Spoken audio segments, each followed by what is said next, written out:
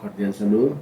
En este video vamos a hablar de lo que es la inversión y sus cronogramas. Vamos a hablar también de la educación medieval, eh, el origen y la organización de las universidades, determinación del capital del trabajo y por último, determinación del punto de equilibrio. Mi nombre es Manuel Wesley Gutiérrez Ferrer, eh, estudiante de Ingeniería de Sistemas. Entonces, hablemos de lo que son inversiones y su cronograma. Empecemos por las inversiones. Las inversiones básicamente vienen siendo todos los gastos que se efectúan, pero cómo se efectúan en una unidad de tiempo. La idea de estas inversiones es que a un determinado tiempo generen un beneficio, o por otra parte también puede ser para aumentar el patrimonio de una determinada empresa, si es que se piensa así, y eh, obviamente que este genere beneficio. Un ejemplo sencillo sería la construcción de una, digamos, torre de telecomunicaciones. Si yo fuera una empresa de internet, a mí me interesaría construir una torre de telecomunicaciones en un lugar donde sé que no hay suficiente cobertura. Yo sé que esas personas que están dentro de esa cobertura van a requerir el servicio que yo estoy prestando y por ende esa va a ser la manera de que yo recupere esa inversión. Eso es como primero. Ok, ahora hablaremos de nuestro cronograma perdón, nuestro cronograma como tal, o entraremos en el tema de lo que es el cronograma de inversiones. Básicamente en este cronograma, o bueno, mejor dicho, en resumen, todo proyecto de inversión debe tener un cronograma de inversiones. ¿Por qué? Porque en este vamos a ver reflejado cómo se distribuyó la inversión, en qué tiempo se distribuye esta inversión. Porque, a ver, no todos los proyectos duran un mes o 2 meses o 10 meses o un año, sino que a veces duran varios periodos que pues, pueden ser determinados por la empresa. Entonces, así se va aplicando eso, ese cronograma, digámosle el cronograma general. Ahora, dentro de los cronogramas, perdón, dentro del cronograma de inversiones hay varios tipos de cronogramas. Hay un cronograma de inversiones preoperativas. Este cronograma básicamente se realiza antes de que comience el proyecto. En este cronograma vamos a, digamos, añadir o adherir, eh, digamos, las cosas que necesitamos antes de empezar la operación general como tal. En nuestro ejemplo de la torre de telecomunicaciones, necesitamos el terreno, necesitamos el personal, necesitamos el acero, si es con acero o bueno, como se vaya a construir. Entonces, esos son, digamos, los gastos preoperativos y eso va plasmado en el cronograma, en el cronograma preoperativo. ¿Listo? Esos costos van a ir definidos.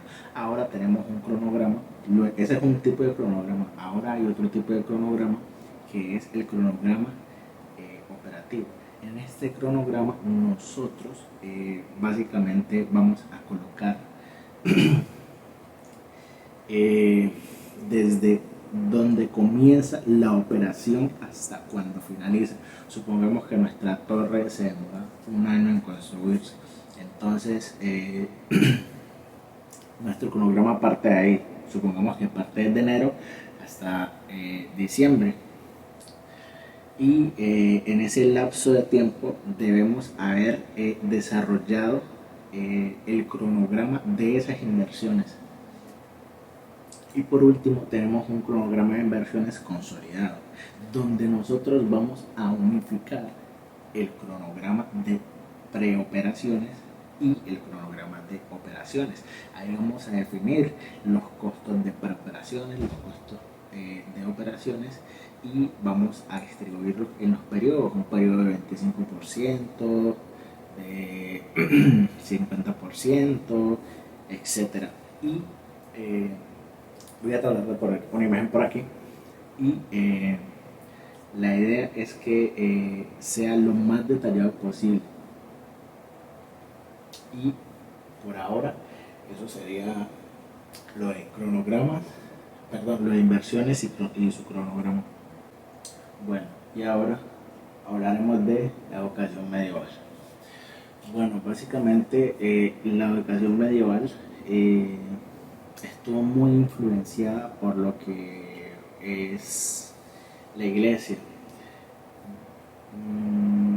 Muchas personas enviaban a sus hijos, entre comillas, a monasterios, que era lo que se veía en ese entonces, pero habían dos tipos de educaciones: la educación interna, que era para los monjes, y la educación externa, que era para los sacerdotes. Según se indica y se dice, entre comillas, que después de determinada edad, entre los 7 y los 10 años, enviaban a sus hijos, las personas acaudaladas, o enviaban a sus hijos a, digamos, casas nobles para tener un mayor conocimiento o un conocimiento de altísima calidad. Eso es lo que se dice. Y esto va ligado de nuestro siguiente tema o inciso, que básicamente es el origen de las universidades y, digamos, que su organización. Pero se dice que el origen, o bueno, que de esto nace se dice que uno de los hechos más importantes de la educación en la Edad Media fue el origen de las primeras universidades, y que en esta época nacen grandes personalidades para la educación, como lo fue el señor Tomás Aquino. Y este es un tiempo donde nace, o bueno, donde renace, mejor dicho, la cultura, gracias a los escritos que se habían, digamos, guardado. Y entonces, en ese entonces, o bueno, en esa época, aunque las mujeres no estaban excluidas de la educación estaba principalmente dirigida para los varones. Bueno, y en ese entonces, digamos que habían 4 campos principales universitarios, o pues en los que en teoría se formaban a los clérigos, que se les llamaba en ese entonces, que eran básicamente arte, derecho, medicina y teología. En estas profesiones existía algo que, bueno, eran, o pues los títulos se otorgaban como bachiller, que de hecho tiene un nombre más técnico, el cual lo estaré ubicando por aquí: bachiller, licenciado, magíster, o perdón, maestro, y doctor en el caso de los doctores. Y básicamente, y de manera muy concreta, así se formaba o así se originó la universidad. Y va muy de la mano, como ya lo dije anteriormente, con la educación medieval. ¿Listo? De ahí parte más o menos, según se indica en los registros, más o menos a partir del siglo VI, que empieza todo por una cadena, perdón, por la filosofía. Entonces se empieza con cuestiones de pensamiento profundo y sus aplicaciones. Y así es como se le da origen básicamente a las universidades. Bueno, y ahora hablaremos de lo que son, o bueno, de lo que es determinar, o perdón, determinación del capital de trabajo. ¿Qué quiere decir esto? Básicamente, eh, digamos, con cuánto capital puede operar nuestra empresa. Y pues obviamente el sostenimiento de esta misma, ¿no? Básicamente, esto es para cubrir en teoría lo que son materias primas, no sé, en nuestro caso de la antena de telecomunicaciones, supongamos que podríamos colocar lo que es la energía, eh, el pago de el espacio en la frecuencia, eh, bueno, entre otras cosas que también puede requerir el mantenimiento. Y esos son, digamos, los activos o los recursos que, o el capital que necesita básicamente nuestra empresa para operar con esa antena. ¿Listo? Y esos recursos, la idea es que estén siempre disponibles a corto plazo. ¿Listo? Para poder suplir la emergencia de esa antena. ¿Qué pasa? Eso se le conoce como capital de trabajo neto. Básicamente, con eso es lo que podemos operar netamente. Obviamente ahí está haciendo un capital de trabajo neto o digamos total. Entonces tenemos unos, digamos, el capital de trabajo está seccionado en partes. Está lo que son los activos corrientes y los no corrientes. También están los pasivos corrientes y los no corrientes. Y aparte de eso está lo que es el patrimonio. Ahora, hay algo que es muy concreto, y es que si los pasivos corrientes superan los activos corrientes, no significa que no se pueda operar con el capital de trabajo. Significa que simplemente de alguna manera no va a generar frutos, pero no significa que no se pueda operar de esa manera. Hay casos de empresas, como por dar un ejemplo, Sony, cuando vende sus consolas de última generación, los PlayStation 4, los vendió a un costo de pérdida para ellos como fabricantes de consolas. Entonces eso es un costo de operación, porque a largo plazo ellos van a poder recuperar ese capital. Y básicamente, la determinación del capital de trabajo, bueno, para ello existe una fórmula. No es muy complicada, de hecho la voy a ubicar por aquí para que la puedan observar. Y hay que tener en cuenta lo que ya había mencionado antes: los activos corrientes y los no corrientes, los pasivos corrientes y los no corrientes, y el patrimonio. Y de esa manera pues concluye esta temática de la determinación del capital de trabajo.